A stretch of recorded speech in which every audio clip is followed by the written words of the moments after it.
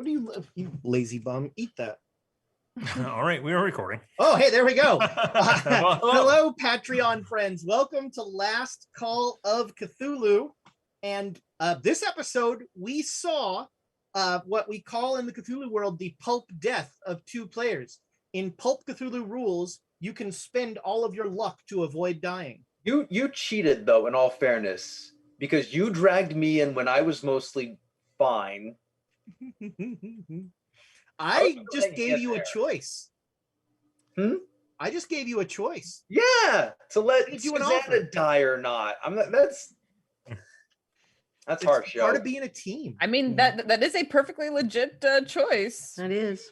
I would have made exactly the same choice because I'm not a horrible person, or I just play one on TV. So if you had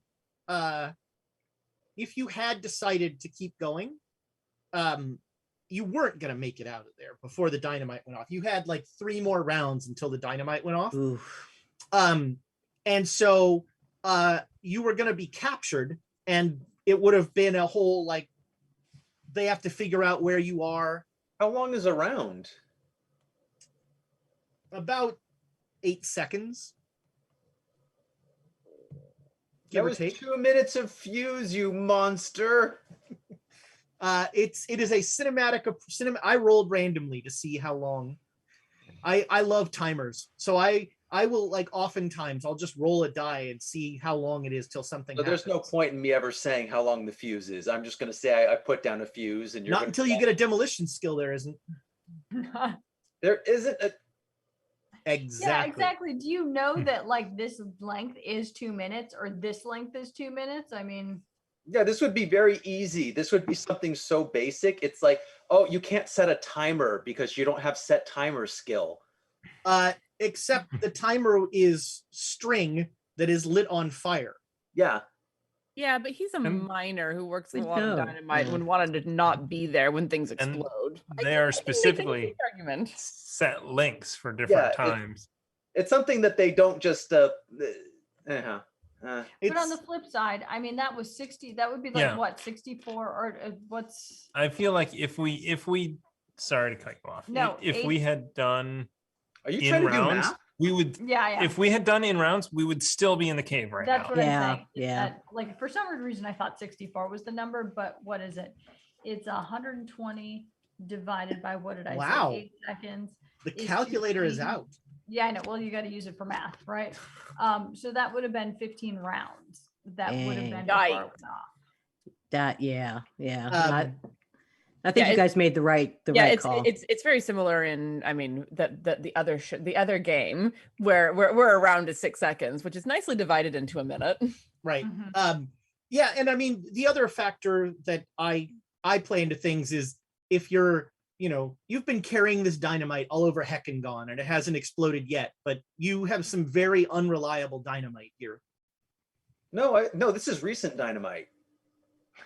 That has still been, it was dragged all over the country and has been like Chicago. No, this was recent. All that dynamite was used up. This is dynamite that I got back in Chicago. Yeah, it was Chicago Dynamite. Yeah. Chicago Dynamite. Yeah. That's a great episode title. I like it. Sounds like a show. This is fresh. No, Jared does not carry around. He's not Elias. I don't know why you think he's Elias. He's not Elias. I was surprised that Elias had the dynamite because, part of Elias is like, I think I might be done with that. Until it's in front of you, and then you're like, oh, it's been so long. Yes. It's like that was awesome. Every junkie falls off the wagon every once in a while. There you go. I love that we found out what happens when you throw dynamite at a tsunami. Yes. You weaken it. Yes, it gets weakened and you survive. Yeah, you that was so, man, that spell really disappointed me. Yeah. Oh well.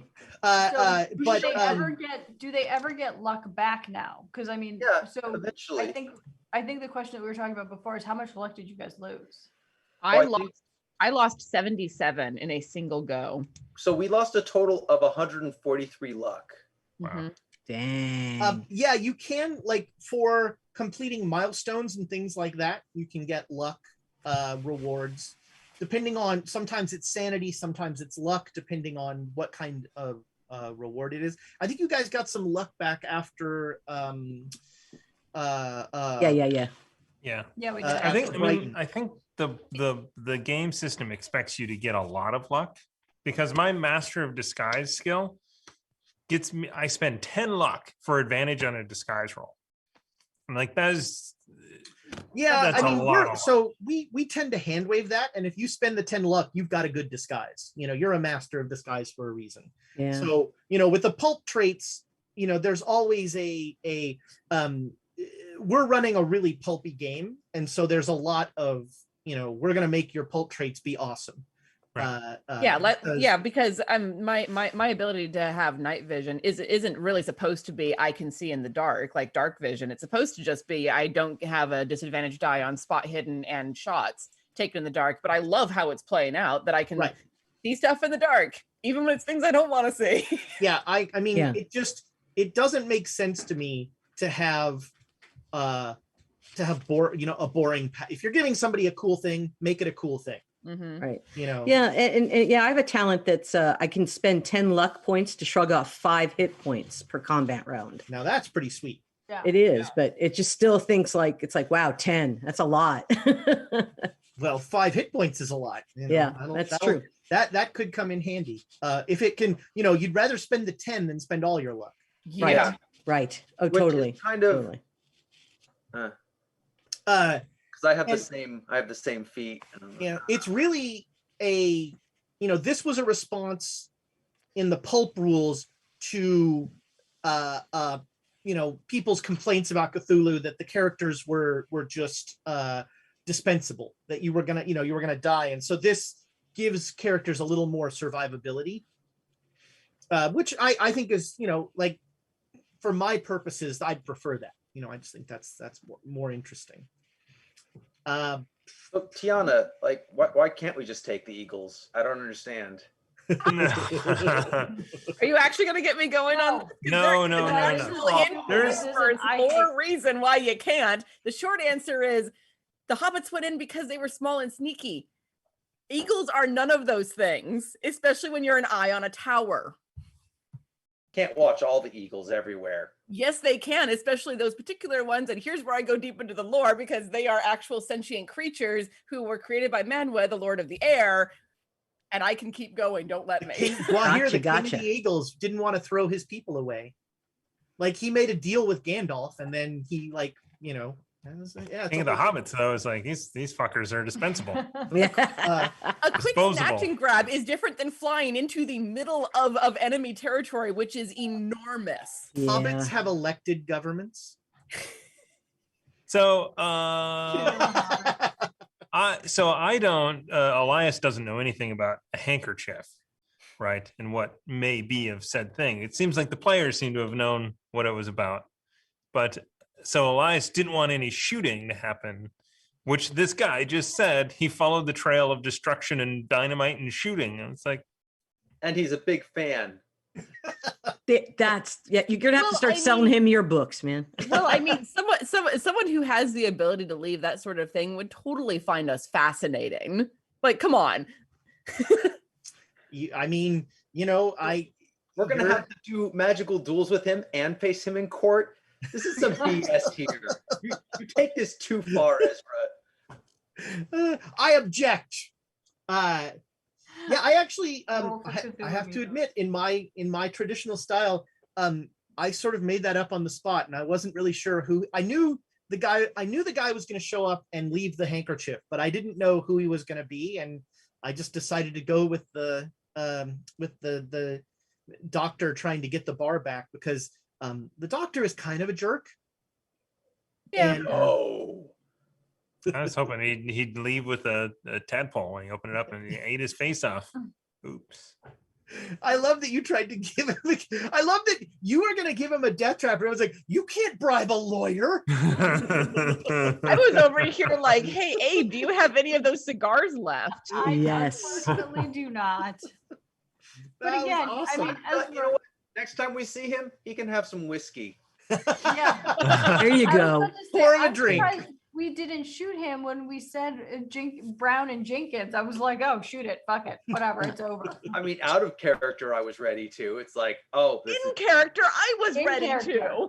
100% shoot it. As soon as the word Brown Jenkins hits somebody's tongue. Well, and it's funny because Ramsey wasn't paying that much attention. Ramsey's not one of the owners, so Ramsey was kind of like, yeah, okay, whatever. That's the thing about this whole episode has been like, everything is just, it's on the nose, but you're second guessing. It's like, are we really going to kill a bunch of innocent people when we blow this up with everyone inside? That's the question. And it's kind of like, so now we're limited to only 20 sticks of dynamite for this place because apparently there's another building back in Sheboygan we have to blow up. So I only brought so much dynamite. We can only go up and kill so many people. So that's the title of this episode. I only brought so much dynamite. No, the next thing we're gonna have to hire a structural engineer to figure out how to blow up. I'll be like, here's the challenge. We got to blow up a building with only 20 sticks of dynamite. Yeah. No, I can find all of the good pillars in the basement. There you go. Maybe, who knows if this place has a basement or not. Creepy sea tunnels. I still think we're gonna need to sneak in and find out. But also, creepy sea tunnels has the Rowan part of my brain going. Oh no, the others go in the creepy sea tunnels now. Yeah. Jared and Susanna will keep watch. The problem with that, my friend, is that we're the ones who can see in the dark. Yeah. So they can bring lamps. They're not like helpless little kittens like me. I'm trying to figure out. So weird GMing problems. I have, deep ones are they're a trope, so you try and figure out. So one thing I wanted to do was I wanted to make them like fast and, not the sort of ponderous kind of fish people things. But I have a really cool idea for an ability for them that I'm trying to figure out how to broadcast that you would see that wouldn't involve you all dying. And so I'm like, when can I need a cutscene or something? Yeah, there you go. You've already taken all our luck, so if you show it to us, there's no defense against it now. You need a suitable NPC to demonstrate on. Yeah. There you go.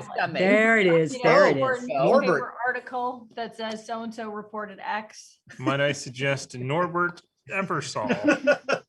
Yeah. Just give them the address. That's gonna not work out for us very well because after he's given us legal papers, he dies. He's like, oh, we think lawyer number 2 shows up with more guards. Well, that was a fun. I had even fewer bullet points than usual for this session, but I really enjoyed that. You guys never fail to bring the chaos. I think anybody got anything else? Patreons. No, I think that's it. I mean, I do want to see if the fish baby survived and can reunite with Abe and be raised in a proper environment. Because you killed her mother. You killed the fish baby's mom. But the fish I would do it again. We shouldn't assume one fish baby. That's a whole spawn of fish babies. Oh my God! Can you imagine looking like Abe? All these things coming out of the water. There could be hundreds that's a of horror story. Abe Fishman the Third through 100. Oh, Abe Fishman, I like that. That's a good one. Patreons, thank you so much for your support of Quests and Chaos. We really appreciate it. You're all just, you're all pretty darn good people. And you prove that by giving us money. Goodbye, Patreon friends. Thank you.